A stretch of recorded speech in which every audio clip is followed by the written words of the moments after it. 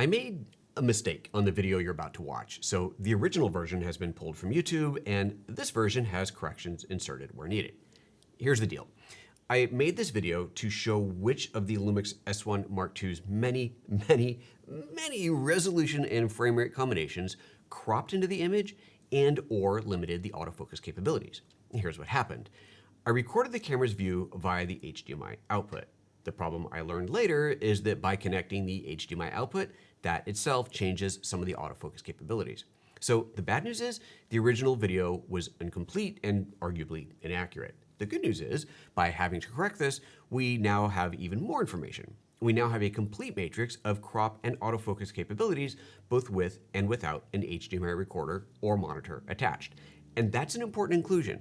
Even if you're just using the HDMI output to monitor, but are still recording internally, the camera makes no distinction between the two. If it's limited on HDMI output, it's limited on HDMI output. Finally, because I had to make a chart to figure all this out, I now have a chart to include at the end of this video. Screenshot that and stick it on your phone or whatever to keep handy if you want, but more importantly, bookmark photojoseph.com/S1II Crop, as I'll put the chart there, and on that one, I can continue to update it if any more corrections or additional info comes to light. So here we go again. Yeah, the LUMIX S1 Mark II has a lot of different recording modes. Crop ratios, aspect ratios, it's kind of crazy. And there are questions about which aspect ratios, which formats, which frame rates will do what kind of cropping, if any at all. So here's what I'm aiming to do with this video. Answer that question, as well as another common question: what autofocus modes are available in these different aspect ratios and crop ratios? In fact, is PDAF, phase detect autofocus, available in all of them, or does it revert to contrast-based detection in some of them? So we're gonna try and answer all of those questions today. This is gonna be a bit much. There's a lot to go through here. I'm gonna fly through it. I'll chapter mark it as much as I can, but feel free to grab screenshots as we go to compare things on your own if you need to. But let's just dive in. So here's how this is gonna work. First of all, you can see what the camera is currently shooting. I've set up this ruler in the frame. We're currently in 6K open gate mode, so you're seeing the entire frame on here. And you can see that the 0 is perfectly centered in the frame. And on either edge of the ruler, it stretches out to 11 centimeters. And just at the hairy edge of that 11, so you will very clearly be able to see when the frame has cropped in. If I have the information, I'll put the crop ratio on screen. For those that I don't, well, you can do the math if you really want to. Also, we're gonna take a look at the autofocus modes in each one of these shooting modes. You can see all the focus modes that are available right now. The 2 that are grayed out are only available in still photography mode. So we're looking at these 5. You've got your tracking, you've got your multi-area, your zone, your 1 area plus, and then your 1 area. And each one of those can have human or other animal, object, and so on detection either on or off. So we're leaving it at this mode right here. If any of those other ones get grayed out, then you know that they're not available in that shooting mode. Let's jump into the format list and start by looking at how many there are.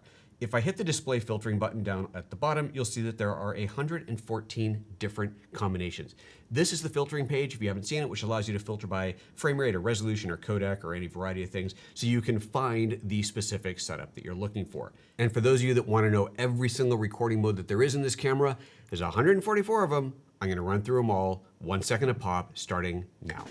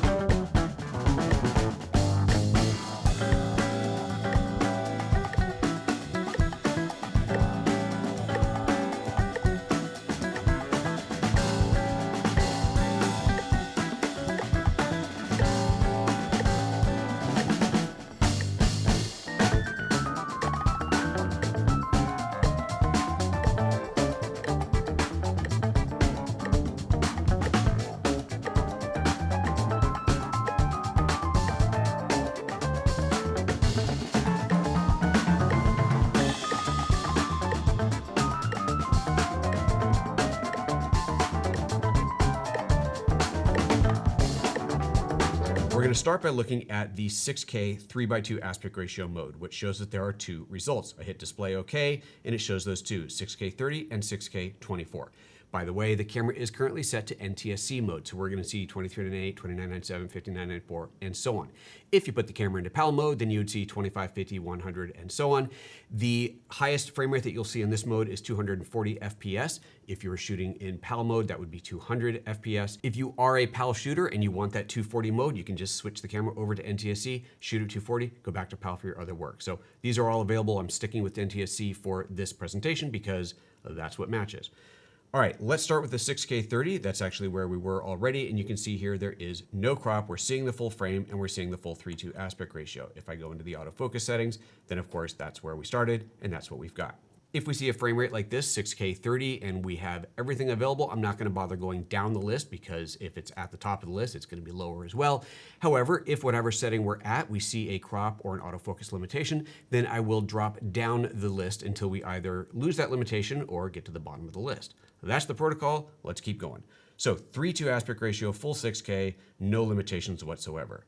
The next mode I'm going to go to is another 3:2 mode called a 5.1K mode. And this is really interesting because you'll see in the description, it is still full frame. We are getting a little bit lower resolution, 5088 by 3392. However, we're getting 60p. And when we look at this mode, we'll see that we are not cropping. So this tells us that you can do open gate 60p full frame. You're just at a little bit lower resolution, 5.1K instead of 6K. That is remarkable, and that is one of the really cool features on this camera. We look at the autofocus modes, and you'll see that we have lost face detection. So here we have all of our focus modes, but we don't have face available. Okay, insert time, this is the first one that is different. Here we are in 5.1K, 60p, and here you can see that the autofocus actually has full autofocus support without HDMI monitor. So you have everything, including the tracking and the subject detection. Next, let's go into the standard 4K modes. We're gonna go just down to straight 4K 16:9, hit display OK to filter by that. And the top 4K mode is 4K 120. We'll select that. And we see here, we are cropping. The actual crop ratio is on screen right now. So at 4K 120, that's the crop that you will get. Check out our autofocus modes. And just as before, we no longer have face detection available. Without an HDMI connected, however, 4K 120p does still get tracking. It doesn't have subject detection, but it does have tracking. Now let's see how we get rid of that crop. Let's drop down to 4K 60 and see what happens.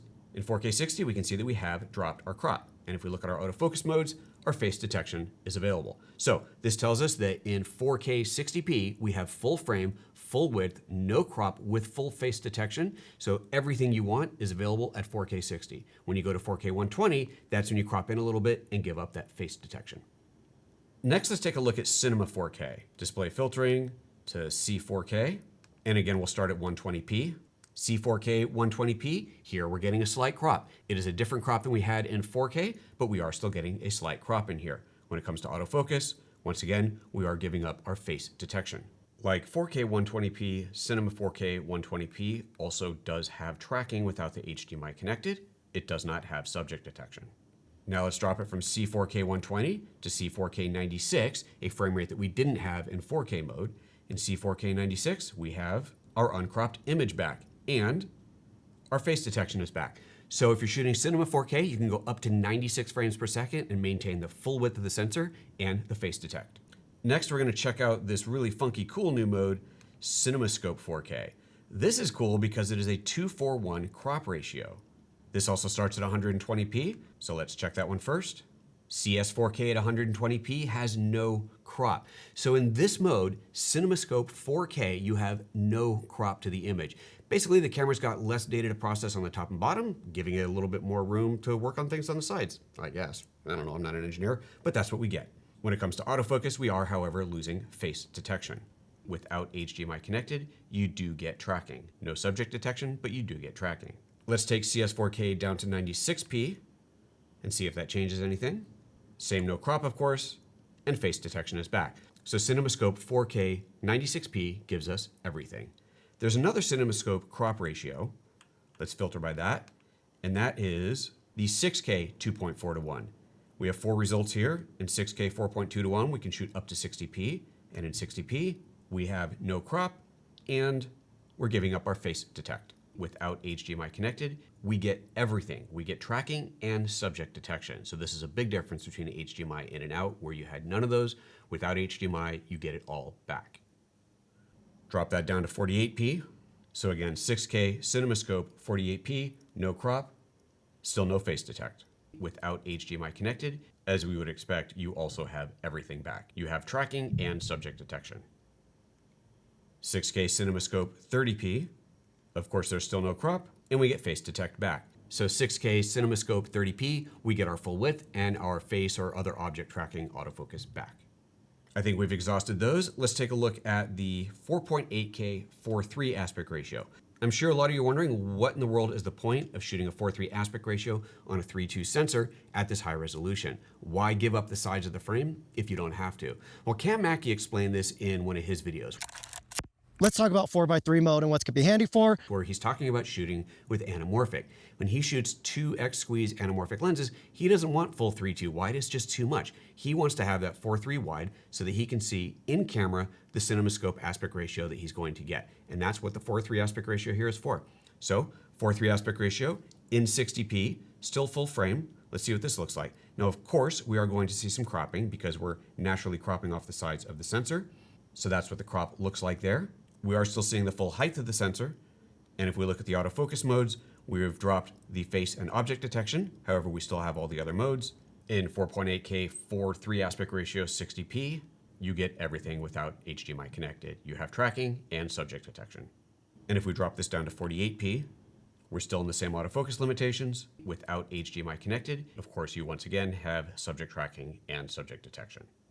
And 4.8K at 30p, we've got our face and animal and object autofocus detection back. So 4.8K at this 4:3 ratio at 29.97, you get everything back.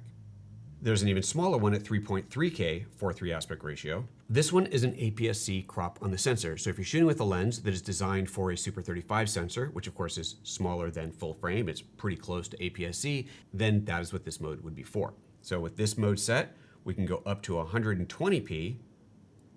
So obviously we're cropping into the sensor. First of all, it's APS-C, that's kind of the point. And we're getting a further crop because we're going a 4:3 aspect ratio, not a 3:2 ratio. So this is what you would expect. Of course, you're cropping into the sensor here, and the autofocus is all modes minus the human and object detection. Without HDMI connected, we have tracking, but not subject detection. That's the last of the insertions for corrections. What we've learned here is that without the HDMI connected, you will have subject detection if you are under 120p in NTSC or under 100p in PAL. So essentially, anything under 100 frames per second, you will have your full subject detection without HDMI connected. Let's drop 3.3K down to 60p. 3.3K 60, it looks the same. So here we now have all of the subject detections back, and we're shooting in that APS-C crop in the 4:3 aspect ratio. That means the only thing left is full HD, so 1920 by 1080. Here we can go all the way up to 240 frames per second, so the highest frame rate possible on this camera. Let's see what that looks like. Here in full HD 240p, we are seeing a crop. And if we look at the autofocus modes, we see only one area mode available, which tells me that we are now in contrast-based autofocus. We no longer have phase detect autofocus. Not to be confused with face detect every time I said that. Phase detect versus face detect. Probably should have said object detect. We now have contrast-based in 240p. We're not going to see a difference in autofocus modes until we get to potentially 120p. So we'll drop down to full HD 120p. And here we have phase detect and subject detection back again. So full HD 120p, you have all of those features. And of course, you also have no crop. So that covers all of them. I think I got them all. If I missed any, let me know in the comments and I will look it up and I'll respond to you there, and then I'll pin that comment to the top. There we have it. There's a lot of shooting modes in this camera. If there's something else specific you want to know about the S1 Mark II, by all means, let me know and I'll see if I can make a video on it. If you want to discuss this camera at length, in depth, you can hit the comments, or even better, visit my Discord. The way you get to my Discord is by becoming a channel member. Click that little join button somewhere down there underneath the like and subscribe button, and you will be able to gain access to my private Discord server, where there is a LUMIX room, chapter, category, whatever the things are called in Discord. I don't know. You'll figure it out. See you in the next video.